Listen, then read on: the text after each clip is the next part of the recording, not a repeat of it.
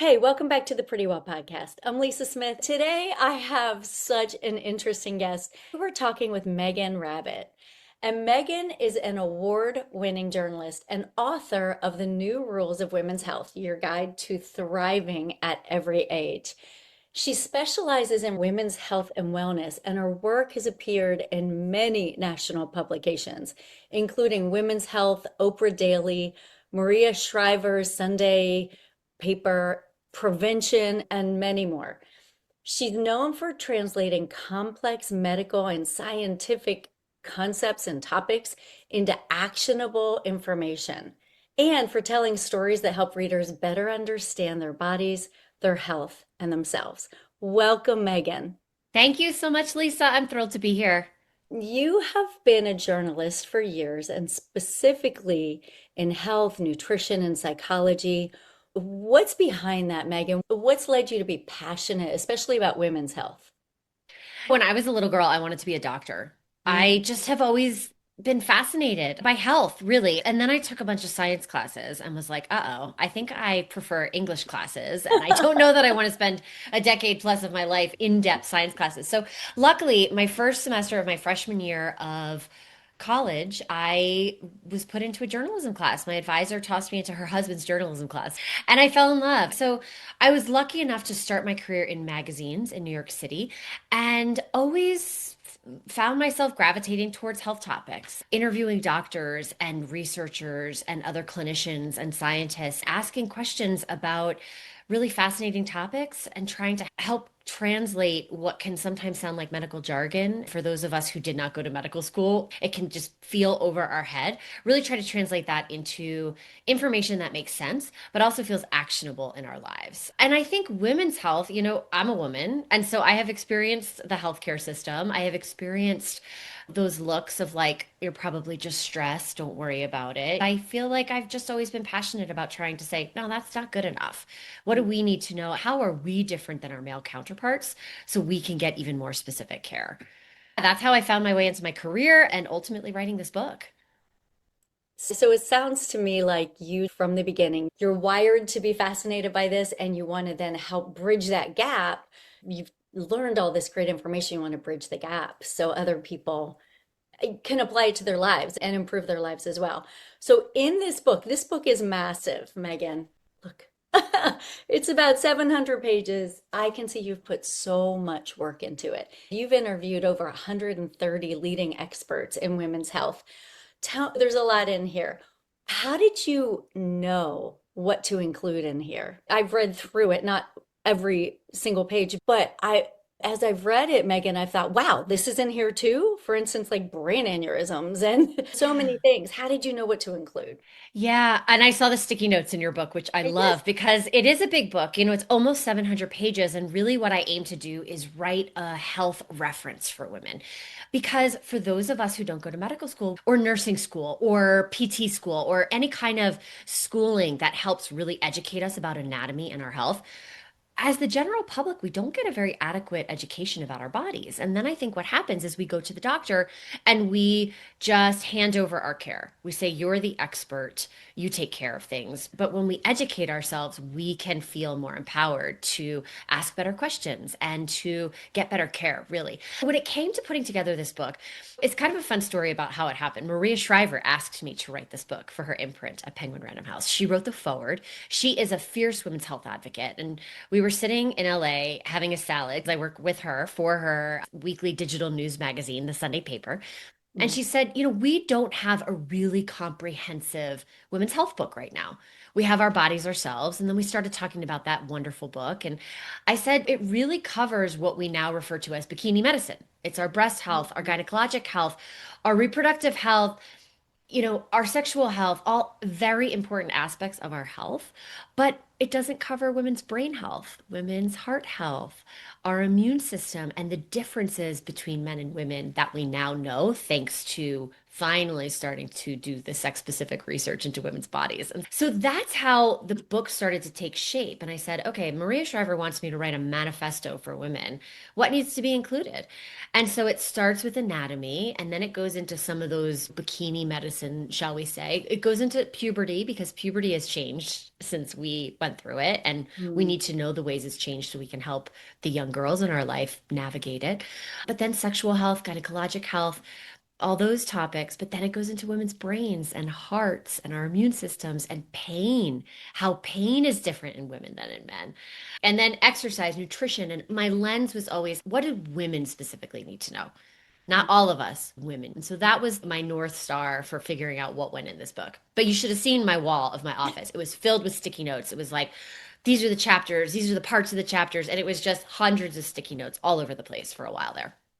Well, it's funny you bring that up because I heard you on another podcast and you were talking about this agile process. And you mentioned on this other interview, you learned this from your husband. So take us through that because I can picture that I've done different courses where I've created them and I've had to do the same thing because it's overwhelming how much is coming at you. So let's Yeah. talk about that process. I did an Instagram post about this too. It was sort of an appreciation post for my husband, who is in the tech world. And what they do is an agile process where everything has a column, all of the to-dos. And then when you're done with something, you move it over. Oftentimes, this is in a tech version. You can find software that'll help you do it. But I needed the analog sticky notes. And every chapter had a different color at a certain point. And then every section of a chapter had another color. And it was crazy. But he really did help me, because at a few different points of this process, I was just totally overwhelmed because how do you write a sweeping lifespan book on women's health that feels comprehensive? I obviously couldn't, as a former boss of mine used to say, you can't boil the ocean.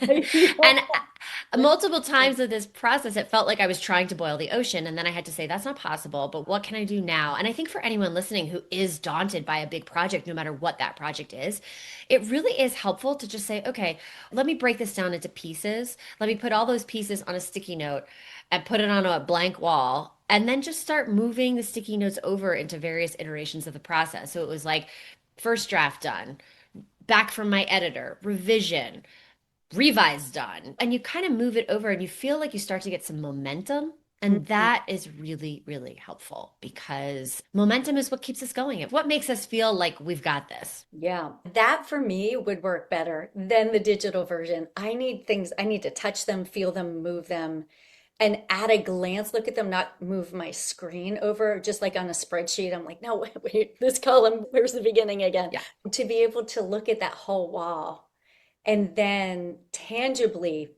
physically move everything as it needs to be was probably really, really helpful in getting your thoughts together. And Yeah. I do have a picture of your wall when you have it Yes, all it's done. blank now beautifully because when this project was done, I was like, these sticky notes have to Oh my go. But yes, I can share a picture at one iteration of it for gosh. sure. It's on my Instagram at Megan Rabbitt. You can find that Okay. post. And I actually take you into a little bit like how I did it because I do think it's helpful for people to know. And I think as it relates to health, even too.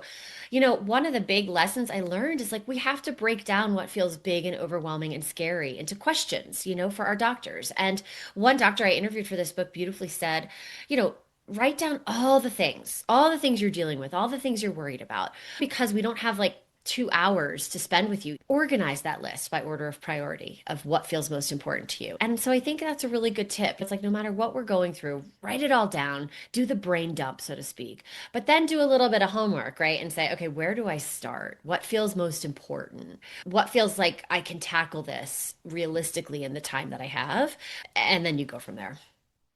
That is really taking a lot of what you've learned and it's putting it into agency, autonomy, and being able to say, okay, in the past, my doctor's appointments have not gone how I've wanted them to, and I've left disappointed, frustrated, sometimes in tears, where Mhm. we felt misunderstood, dismissed, marginalized. Yeah. But if you go in with agency and you say, these are my priorities for this meeting today, and I have for years now looked at my medical appointments almost as business meetings, like I'm hiring you for your expertise. I'm hoping we align. I'm hoping we partner. If we don't, I'll go on to someone else. But I love the strategy involved in not just going in and just taking what you get from the appointment. That's the old system. That's the old rule, so to speak, of Mm. how we got to outsource our care. Because my mother had the same primary care physician for 30 years.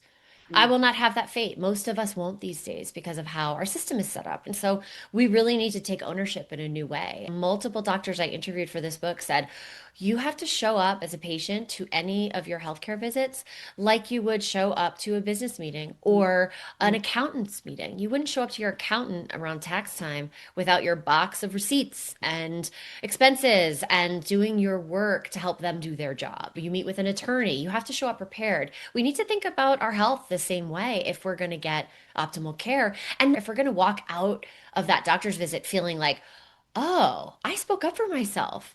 That was empowering. I had the information I needed, I had the language I needed to have the confidence to have the conversation I wanted to have so that I walked out feeling like, dang, I did a good job. Now, in all this research, what surprised you the most? And how Yeah. has it changed how you approach your own health now?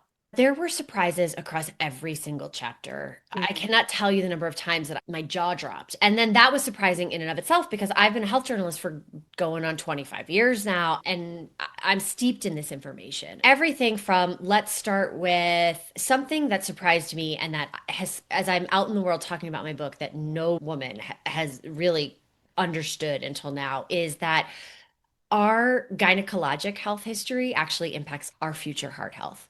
So, pregnancy complications, a history of miscarriages, a history of preeclampsia or gestational diabetes, all of these things, even if they cleared up right after you gave birth, are part of your health history that you should bring up to your doctor because pregnancy, oftentimes cardiologists call pregnancy your heart's first stress test.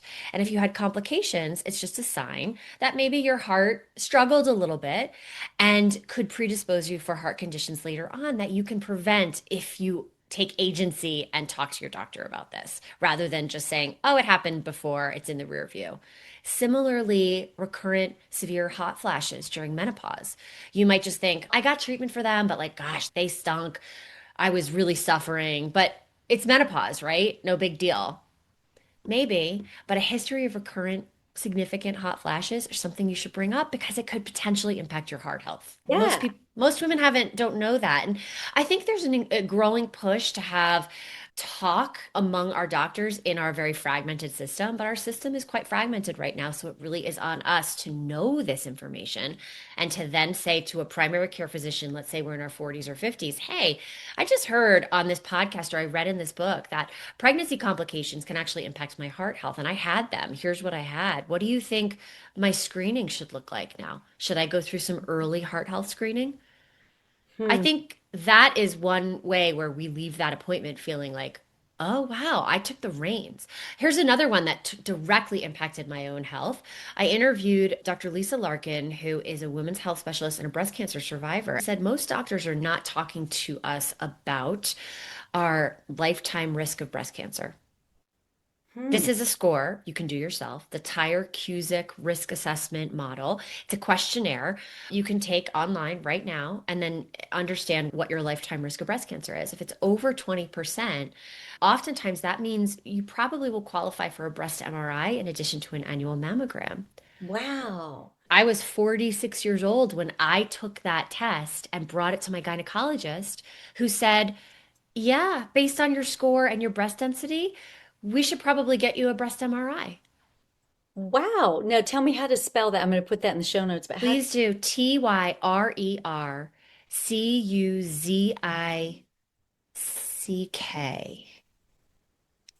Okay. And it's okay. T TY. Y R E R Okay. C U Z I C K risk assessment. If you Google that, what you get is a link. Definitely share that in the show notes. I'll send it to you. It is a test you can take. Now, what a lot of doctors will say is take the assessment at home, bring me the score, and then a lot of doctors will do it with you just to make sure you've done it accurately and to make sure you're not missing anything. But Wow. that score, I mean, I did have my first breast MRI. When I left the office that day with a prescription for a breast MRI, I was like, oh boy, now I need a breast MRI. So that comes with a whole layer of anxiety, and Hmm. it's kind of a bummer and causes some worry. But I Hmm. will tell you, the sense of ownership over my health that I had was I was really proud of myself. And we need to create situations for ourselves where we feel that way. That's what taking ownership of your health looks like in real time. Hmm. Right. As it led to another stressful test, but on the other hand, you knew that you were doing all the things that you could be doing to make sure that you're thriving. Yeah. That's the subtitle, Your Guide to Thriving at Every Age. That's what we want. Even though you go through a couple bumps to get there, that's still an important piece of that journey. I Yeah. didn't know about that until I saw it in your book, but I'm really glad you pointed it out. It's surprising and it's sort of sad that our doctors aren't coming to us proactively with this, but it's also okay, they're not. And so we can do this ourselves and spark the conversation. But in order to do that, it takes education. So again, it comes back to how I'm hoping women will use my book is exactly what I saw in your book. A little sticky note, like a thumb through, look at the table of contents and say, you know what? I have my annual gynecology visit coming up. Let me take a look at some of these chapters and understand what I need to know.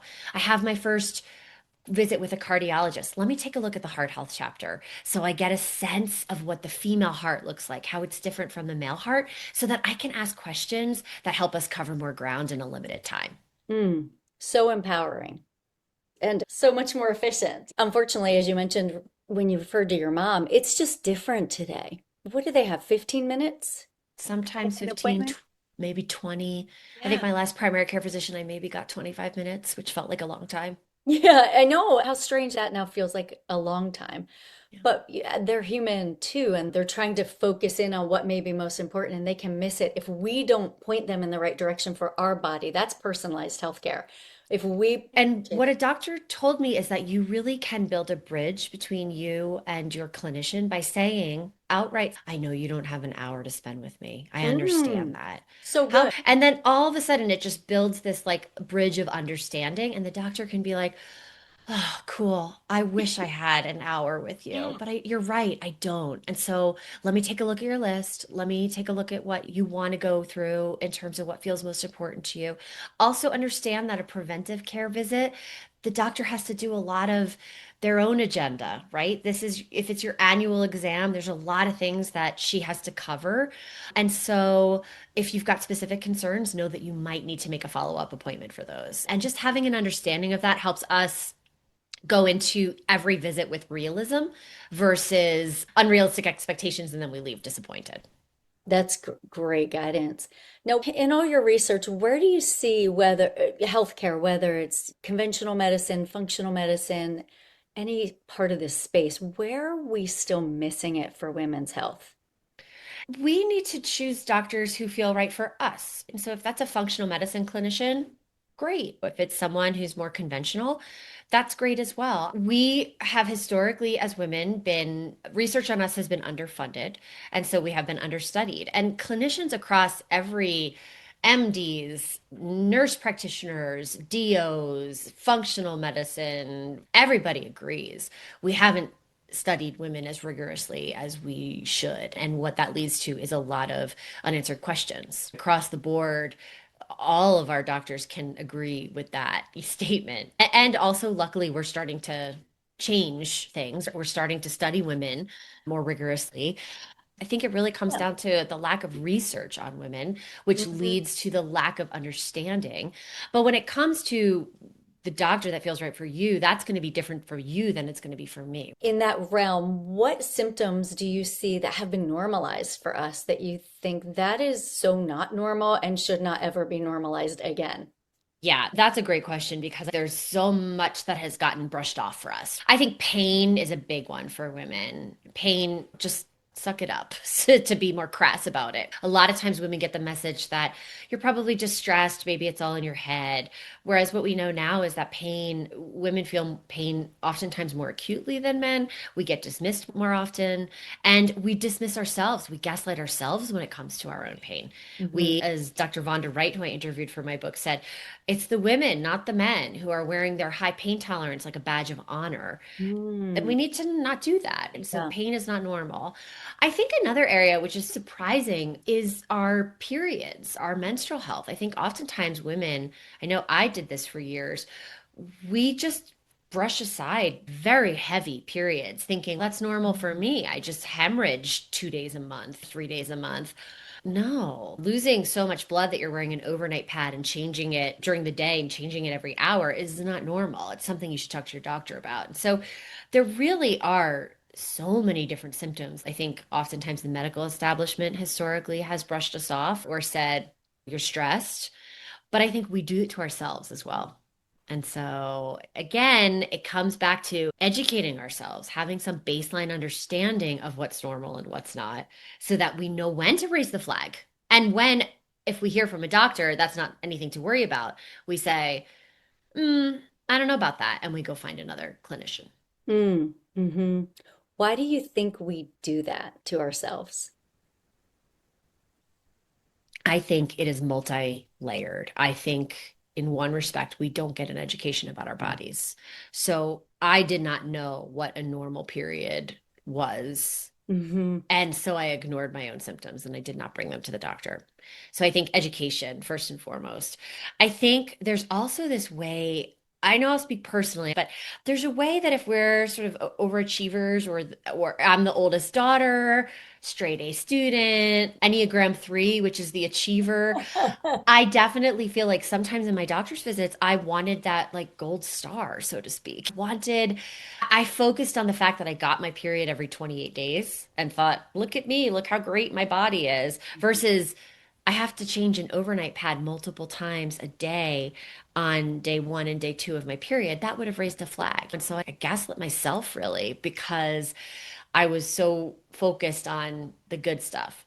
I Yeah. think alternatively, a lot of women they just don't want to bring up anything for fear. I spoke to one woman who said, I don't want to ask for testing because I'm afraid that the result is going to be normal and I'm going to be a burden. Oh, And then I yeah. also think another layer of this is our doctors, our clinicians. Sometimes they're rushed. They're maybe not listening to all the nuances. They maybe don't know what's happening with us. And as a result, they Mm. get a little stressed. I interviewed a medical gaslighting expert who said oftentimes gaslighting isn't as nefarious as it feels because it's doctors who are very stressed, who might not know what's happening with us. And then they're just like, they make us feel dismissed, even though they don't mean to. Yeah. So I think that's interesting as well. Yeah, it is. Thank you for sharing that about your own history. That I can completely relate to that going into a doctor's appointment and to the woman you talked about, like, all this is right. I don't want to be a burden. I just want to make sure nothing's really wrong and then I'll be out of your hair kind of a deal.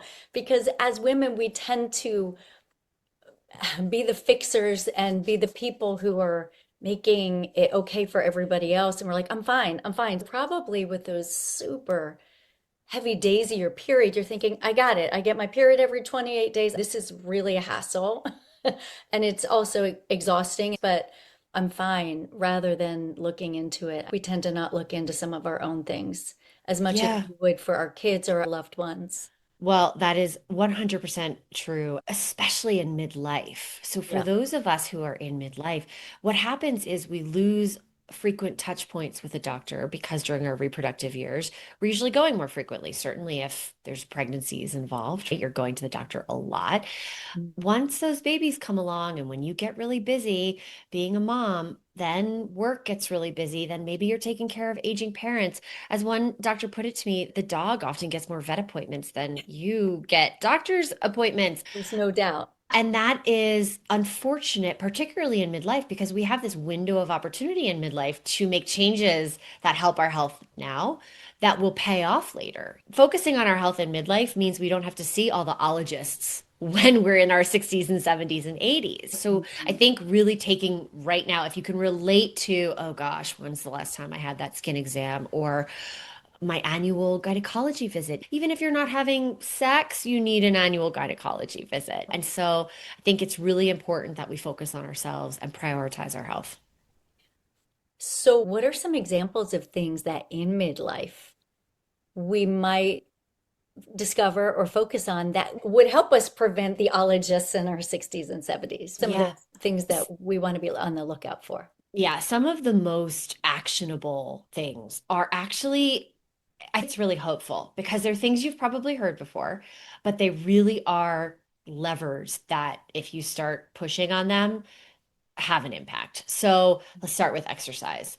Exercise is beneficial across so many different areas of our health. Oftentimes, as women, we think of exercise because we've been conditioned as women to think a certain, like we need to fit a certain mold or look a certain way. And exercise does so much more than help us look a certain way in our Mm. bodies. Amazingly beneficial for brain health, can help you stave off dementia. Heart health, my goodness, women need to be focused on heart health. That's another big surprise of this book. Our awareness as women that heart disease is our number one health risk. It's the number one killer of women. It kills women more than all forms of cancer combined. Wow. Exercise is the antidote. Exercise is what keeps our heart's ventricles pliable so that they don't get stiff as estrogen goes down in menopause. Mm. That's what we can do to help prevent the cardiologist visit. So, exercise is huge.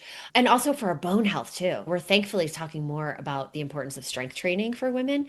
And one reason it's not just because we want to look great in a bathing suit. It's so that our bone health is good. It's so that we don't fall and break a hip and then have terrible health outcomes. So Mm. exercise is huge. Diet. We want to be eating nutrient dense foods, laying off the sugar. It really does work to help our health across a number of different health outcomes. And then again, at the basics, sleep, making sure we're socializing and making sure we feel like we have community. All of these things that we've heard a million times before, they really do work. And I think in this age of optimization where we're all talking about, okay, well, I know I need to eat healthy, but like how many grams of protein and how many grams of fiber? And there's this conversation or like, what's the ideal workout routine? And every expert I spoke to said, forget the optimization unless you are at a place in your life where that is your next step. Start with the lowest hanging fruit. Where can you make the most room? Where do you have the most room for improvement? Where can you make the changes that you're going to be able to be consistent with? And just start there. They're your actionable steps right there. And they're doable. Every single one you mentioned is doable. That leads me to one of the parts of your book, one of my favorite parts, and that was the XX stress response. And I have it here because for our listeners, it's going to be one of those aha moments that can also be life-changing. Those Mhm. you mentioned things that we've heard over and over, and they're small things, but can you unpack that for us?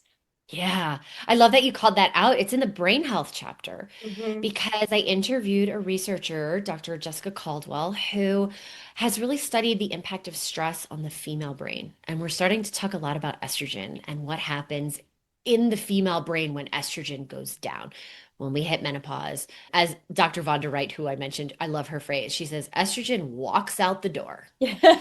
And so then suddenly all of these estrogen receptors in our brain are like, what is happening? Where's my estrogen? And it Yes. has impact. Stress, cortisol also has an impact in the female brain. And what's important to recognize, and what I unpack in that section, is that the female stress response is different than the male stress response. We actually mount a bigger stress response, which comes in really handy when a child is having struggle, swimming in the deep end and we dive in and save a life. That's when we want that massive stress response.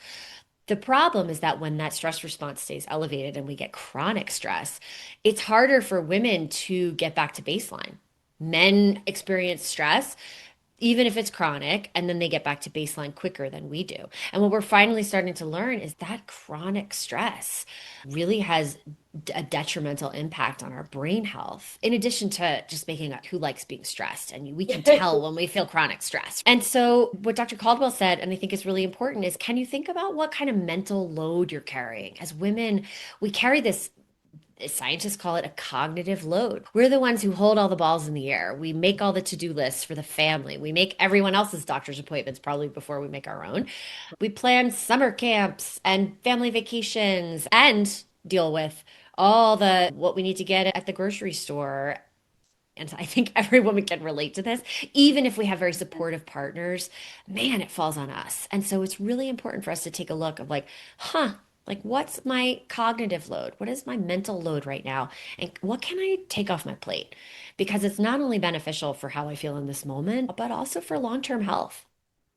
That decision fatigue is so real. Any of us who've said, just tell me what to make for dinner. I don't care what it is. I'll make it. Just, I don't want to make one more decision today.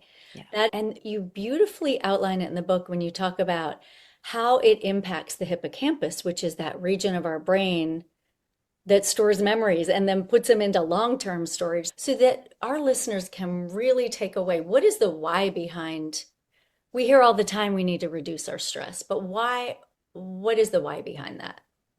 I mean, the interesting thing about that is you're exactly right. It's not just we feel stressed and that feels bad. It actually is having a physiologic impact on our brain. And so that rush of cortisol and other stress hormones that we feel as overwhelm and stress is actually having a physiologic impact in the hippocampus, which is closely tied to memory. So even Dr. Caldwell said, look, now that we have this information, it's great that we do. We need more research to understand, like, okay, so if chronic stress is impacting the hippocampus, does that lead to worse outcomes later on with dementia and Alzheimer's and women's disproportionate risk? We need more research to know exactly the answer to that. But yeah, it is impacting us on a physiologic level to the point of that needs to be inspiring to say, okay, what do I need to take off my plate here? This load, this stress that I'm feeling. So many people say, I know I'm stressed, but I can't change what's coming at me. So how do I reframe it? And that is tricky. That we have to have as many tools in the toolbox because sometimes meditation works and sometimes it doesn't. It could be a season of life, it could be a day, but we have to have different tools so that we're not just choosing one that sometimes works and sometimes doesn't work. And And it's more, it's such an art. It's so personal, like so much in our health, like exercise, even for me, is a stress reliever. And so then it's kind of great because it's like, oh, wow, this is helpful for my health. And I know that if I live in Colorado, if I take a hike, I'm going to feel better. I'm not going to be able to be rolling through my to-do list when I'm huffing and puffing my way up a 2,000-foot climb. And so that works for me, but someone else, that hike might stress them out even more. yeah. It really does come down to getting inquisitive about what's going to work for you. But I will say again, like these pillars of health that can often feel a little bit like, ugh, here we go again. Mhm. Talk to me about exercise and nutrition and sleep and stress. I get that it can feel a little bit like, ugh, not again. I know. But it really, really does work. And so the lighter side of that is like, wow, okay, I've already heard this information before. If I can start to figure out how to put it into play in my life, it's empowering. It's like another way I'm taking the reins and saying, okay, I'm making changes right now that are going to impact my health for the better. A great analogy to that is our gut health. If we simply do a couple things right over the course of 2 or 3 days, our gut health starts to change. 2 or 3 days. And that's the same exact thing that you're talking about with sleep and exercise and dialing in our nutrition and our relationships, community. As we do these things that we've been told over and over again, and we're like, I don't want to hear it. Stop. I already know. But honestly, our bodies begin to shift so rapidly. We don't feel it that rapidly, but physiologically, we're changing. Yeah, Rapidly. 100%. I love that you brought up gut health because that was another surprise in my reporting, but also something that really changed how I am day in and day out. I interviewed a gastroenterologist who is passionate about making sure women, as women, we have been conditioned to not talk about our digestive tract and what's happening down there. She also said to me, most of us are just flushing down a diagnostic tool which Mhm. is our stool, our poop. Let's just call it poop. And let's talk to our young girls about it. Let's make sure they're pooping at school and not feeling too embarrassed about it. Because if our young women are holding their poo because they don't want to go number two at school, that could lead to problems. I think for us, it's like, gosh, you got to be looking at your poop. If it's every day, look at it every day. Every time you go, you want to look at it. You are flushing down something that doctors look at as a diagnostic tool. Such a great point. You're flushing down data. But Yes. that's, yeah. So, what, in addition to checking out your poop daily or regularly, what else did you take away about gut health that you were like, wow, this is amazing? Yeah, definitely. I talk to my nieces, who my book is dedicated to, about their poop. I just think we have to start normalizing it. My mother would never talk to me about poop. She was like, Mm-mm, oh my gosh, how crass. mm-mm. That's what she would say. No, no. No, we have to normalize this. Gut health, what you said before is so true. Little changes can really go a long way to make a big difference in our gut microbiome. The microbiome is hugely important. We've got trillions of bacteria living all over us, in us, on our skin, in our hair, everywhere. We're more bacteria than we are human cells.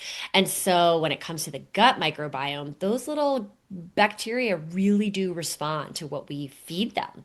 And sugar is going to proliferate the bad bacteria, and fiber, especially soluble fiber that's like getting all down there, and that those good bacteria are eating and then spitting out this chemical called short chain fatty acids, which is anti-inflammatory and does so many wonderful things for us. My hope is that people will read the gut health chapter and say, "Ooh, like I am inspired to think about my gut way Yes. more than I ever have before and make changes that are really going to move the needle." Oh, And I think it's important now too because colorectal cancer is on the rise, and especially among younger people. And it's something we need to. I spend a good chunk of time talking about the importance of your colonoscopy once you hit 45 or earlier if there's family history or signs, what signs to look out for. Again, don't flush that data down the toilet. Take a look at your poo. There are very specific signs that could alert you to maybe I need that colonoscopy sooner than my next one is scheduled or my first one is scheduled. And so I think that's really important as well. and when you bring up gut health, what I so appreciate about it is that it does impact our risk for colorectal cancer, but it also impacts our mood balance with the serotonin production, the majority of it being made in our gut. The majority of our immune system is in our gut. It impacts absolutely everything. Once you know that you can make a couple key changes that are not painful and they're not hard and they don't have to be expensive, they're very doable and actionable, and you realize it impacts everything, then that gives you a pretty strong why for, okay, I'm just going to consciously increase my fiber. I don't have to count everything, as you mentioned earlier, but I'm going to make sure I get that in. And that can be a game changer. Yeah, you're so right. And I really tried to do that throughout the book. I remember working on a story years and years ago about oatmeal and how it lowers cholesterol. And I remember talking to an expert and just being like, why? How? We hear this advice all the time. Eat oatmeal to lower your cholesterol. But what I remember is this. This doctor said, well, here's what happens. When you digest oatmeal, your liver has to make more bile in order to get that digestion rocking and rolling. And then in order for the bile production to come, to reproduce, your body draws cholesterol out of your blood. And I was just like, oh my gosh, that's going to inspire me to eat oatmeal. Now I know how it works. And that's what I tried to do throughout the book. And what you're speaking to really beautifully here is just like when you know the information and you know even just a little bit about the how and the why, it's so much more inspiring, isn't it? You feel so much Yes. more motivated to make the change.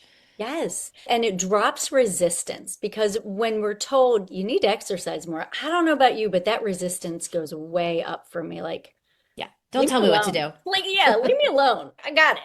But Totally. when, hey, did you know that if you walk at least 5 times a day for 30 minutes, it's going to reduce your blood sugar, it's going to improve your heart health, your brain health, you're going to detox better? Then it becomes, first of all, autonomous, like, oh, I think I want to do that. And secondly, it begins to motivate you. Like you Yeah, said, it inspires you that, yeah, actually, I don't dread walking now. I want to walk because I'm checking all these things off the list. totally. Yeah. So let's talk about along those lines. We as women gravitate toward community, yet we get so busy that we're like, yeah, I know I need to contact my friends. I know we need to get together, but I'm just so busy. Why is that so important? Social connection we're thankfully starting to talk about it more in relation to science because it's being studied more now.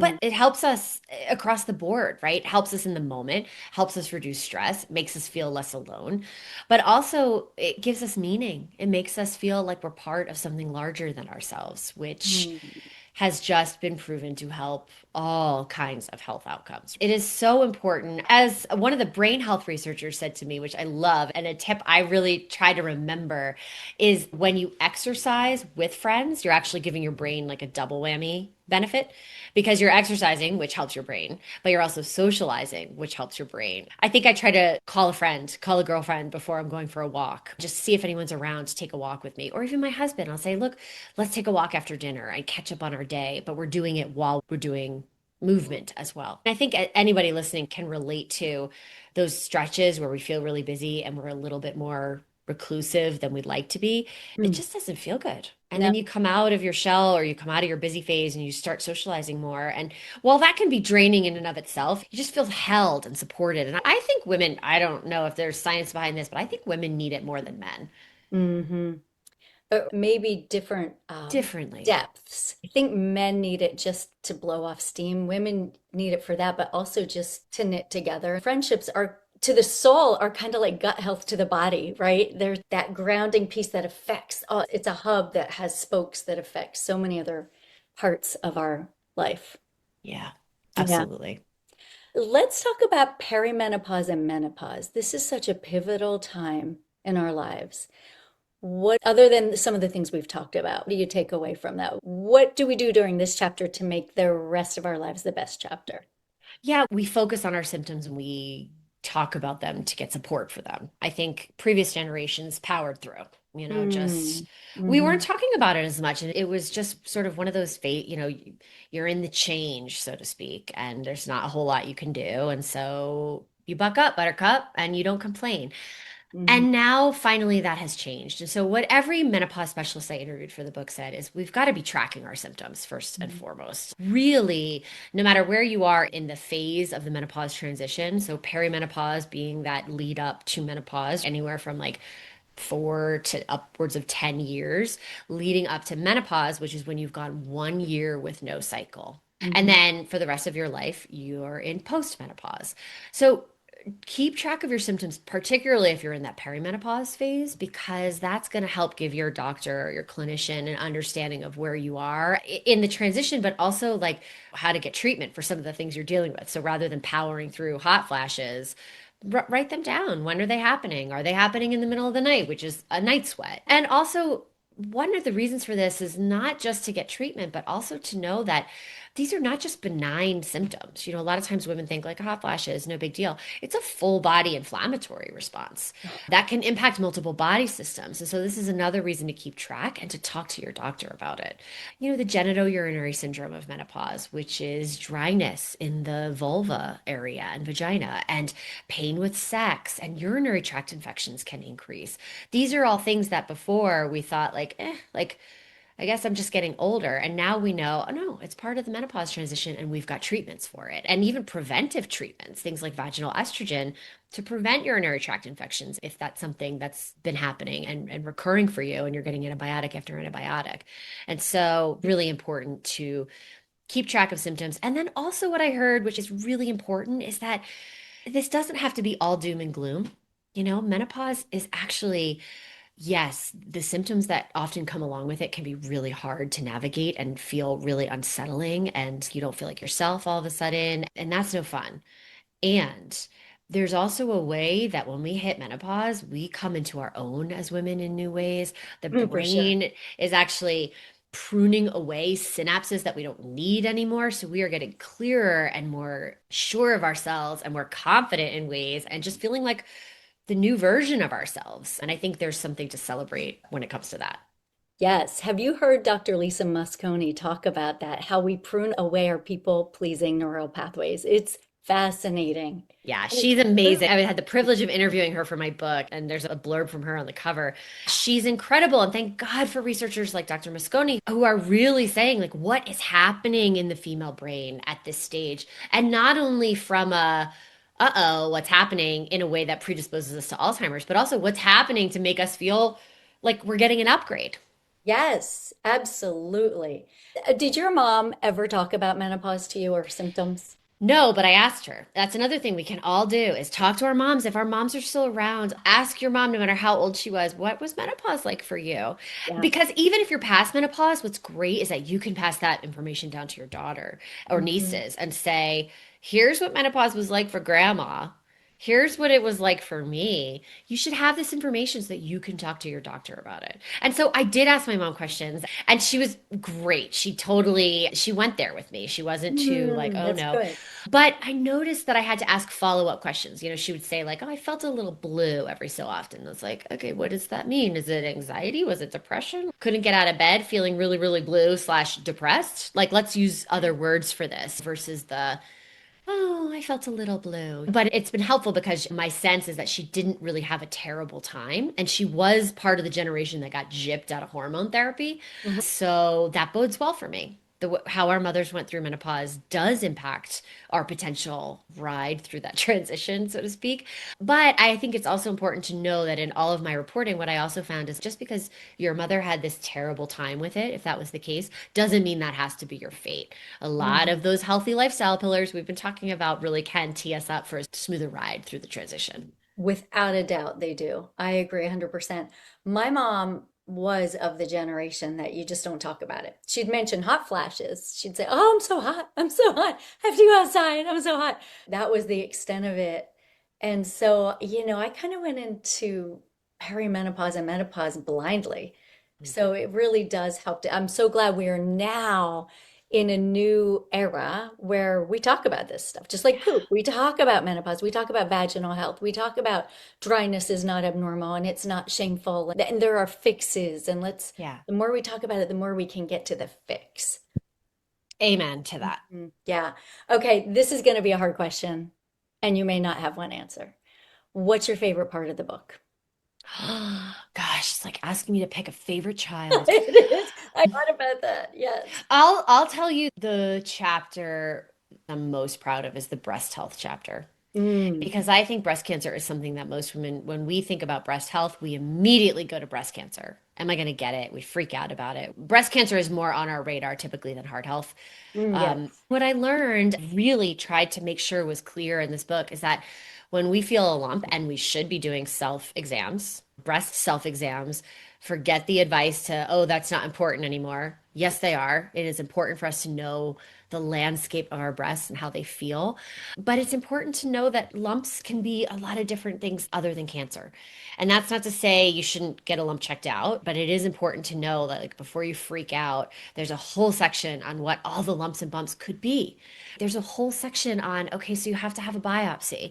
Let's talk about that process. Let's talk about what you're in for. So that, again, once you have a baseline understanding of what that process is like, if you do have to see a breast specialist, you can ask specific questions versus top line questions that they're going to have to spend a lot of time with you on. When you come with knowledge, you can just go right into your specific case. There's a section on genetics and gene variants and how it's more than BRCA1 and BRCA2. Really, really proud of that chapter. And like we spoke about earlier, the importance of knowing your lifetime risk of breast cancer and how most doctors are not doing it and how we can take ownership. And so that is I'm really proud of that chapter. And I have had a few women say to me since the book has been out, and actually someone who had an early read of that chapter after having found a lump and needed follow up, she said to me, and what other women have said is like, gosh, like I had an appointment and my doctor was like, are you a nurse? Like, how do you know this information? And like, wow, this is great that you have evidence-based information so we can cover more ground in this appointment. That's excellent. Yes. And Yeah. I just one more thought on the breast health chapter because I have very dense breasts, which Hmm. usually means that if after my mammogram, I usually have to do a follow-up sonogram. It Hmm. always freaks me out. I always get anxiety around that. And I gave the chapter to my husband and I was like, "Can you please read this so that you have an understanding of this so that when I need support, you can show up for me in a new way." And he was game and read that chapter and it really I think this book in general is great. If it's on your shelf, and let's say you've been diagnosed with an autoimmune condition, you can give it to whomever your support system is, whether it's a woman or a man, and say, can you just understand this so that when I talk to you about it, or when you come to doctor's visits with me, you can really be an even more informed ally for me. That is so helpful. And even just being able to have a game plan, because it is scary. When you have fibrotic breasts, even doing your own exam, you're like, there are bumps everywhere. It's just, it is what it is. I have had doctors say, don't even bother. So what you're saying is do it anyway. And a lot of Yes, those lumps stay consistent. So you do learn that landscape. So that if totally. there's a new one, you're aware of that. And I think it's important to say here, again, what every doctor I interviewed said is that if you're still cycling, you're still getting your period, and you feel a lump and you're pretty sure it's been there, but you're not sure, you probably can wait a cycle or two to make an appointment to Right. get a follow-up. If it's after menopause, You feel a lump, you make an appointment immediately. That's great advice. Hmm. Again, really actionable service where you're like, okay, it has been a year or more since my last period. Now I know if I feel or see something new, I need to make an appointment right away. Mm, very good. Yeah. Well, Megan, this has been enlightening and fun. Thank you for your dedication and your mass. How long did it take you to write this? 3 years, 3 years. so much reporting. As you said, there's 132 experts in this book, but I interviewed even more than that. Writing, revising, fact checking. I hired two independent fact checkers to make sure I got everything right. It was a real labor of love, but I'm so glad it's in the world. And I really just hope it helps women. It helps all of Oh, us. yeah, it absolutely does. And thank you for that. Thank you for all you've done. And it is stellar for sure. I will put the link to the breast, I don't even know how to say, Risk assessment. higher Yep. risk assessment. I'll put that in the notes, but also how do people find you? You can learn more about me and my book, and you can order the book at newrulesofwomenshealth.com. And you can buy the book anywhere books are sold. Amazon, bookshop.org, wherever you love buying books. Awesome. Well, thank you for joining us today. It's been fun. Thank you so much for having me and for the great questions. And I've loved our conversation. I have too. Thanks. And guys, thanks for joining us today. I'll be back next week. Until then, stay pretty well. Bye.